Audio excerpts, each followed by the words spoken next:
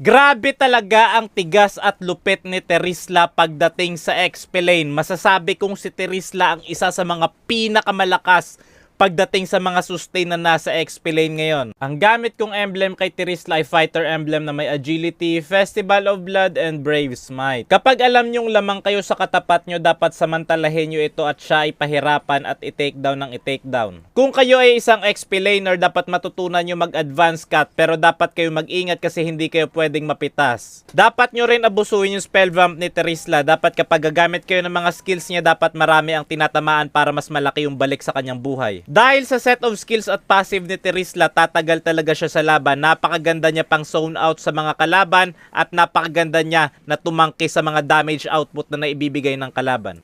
Mabilis lang kami nanalo sa game na to at sobrang boring ng laban na to. Ito nga pala ang build ko kay Terizla. Pa-screenshot na lang kung gusto nyo gayahin. Pa-share na rin. Salamat po.